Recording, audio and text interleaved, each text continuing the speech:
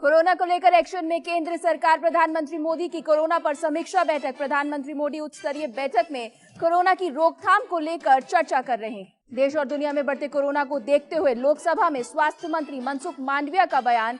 कहा, राज्य कोविड-19 के नए वेरिएंट की समय पर पहचान करने के लिए जीनोम सीक्वेंसिंग बढ़ाए। मांडविया ने कहा कि कुछ ही दिनों में दुनिया में कोविड के मामले बढ़ रहे हैं, लेकिन भारत में मामले कम हो रहे हैं। हम चीन के बढ़ते कोविड मामलों और इसमें होने वाली मौतों पर हमारी पैनी नजर है। कोरोना के नए वेरिएंट को लेकर संसद में भी दिखी जागरूकता। दोनों सदनों में नजर आई अलग तस्वीर। लोकसभा और राज्यसभा में दोनों सभापति मास्क पहने नजर आए। स्पीकर ओम बिरला ने लोकसभा के सदस्यों से मास्क पहनने की अपील की और लोकसभा में कार्रवाई के दौरान मास्क को अनिवार्य कर दिया है। कोरोना के बढ़ते खतरे को देखते हुए रक्षा मंत्री राजनाथ सिंह ने कहा, मास्क कोरोना से निपटने के लिए बहुत कारगर। कोरोना पर पंजाब के सीएम भगवंत मान की समीक्षा बैठक में स्वास्थ्य विभाग के अधिकारी भी मौजूद रहे।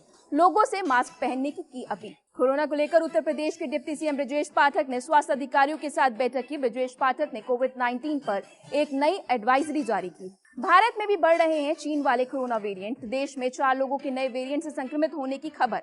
बताया जा रहा है नए वेरिएंट के 4 संक्रमित ओडिशा और गुजरात में मिले। कोरोना के नए वेरिएंट BF7 मिलने के बाद केंद्र ने राज्य को अलर्ट किया। जीनोम सीक्वेंसिंग करवाने को कहा गया। देश भर के एयरपोर्ट पर वायरस को लेकर रैंडम सैंपलिंग शुरू की गई। राज्यसभा में सदन के नेता पीयूष गोयल द्वारा बिहार पर की गई टिप्पणी पर आरजेडी जेडीयू के सांसदों का प्रदर्शन। सदन में गांधी प्रतिभा के सामने आरजेडी जेडीयू के सांसदों ने नारेबाजी। संसद की रणनीति पर चर्चा करने के लिए विपक्षी दलों के नेताओं की लामबंदी। संसद में विपक्ष के नेता मल्लिकार्जुन खड़गे के चैम्बर में विपक्षी नेताओं के बीच हुई मुलाकात। दिल्ली नगर निगम के मेयर के लिए 6 जनवरी को होगा चुनाव। नामांकन दाखिल करने की आखिरी तारीख 27 दिसंबर। 6 जनवरी को ही डिप्टी मेयर का भी चुनाव होगा। बिहार में जहरीली शराब से मौतों के बाद लगातार जारी है छापेमारी अभियान। हाजीपुर में भारी मात्रा में शराब जब्त। शराब की कई भट्टियों को भी किया गया नष्ट। चोरी छुपे बनाई जा रही थी शराब। बिहार में शराब को लेकर नीतीश सरकार ने सख्त निर्देश दिए। कहा, शराबबंदी प्रभावी तौर से लागू किए जाए। अधिकारी लापरवाही पाई गई तो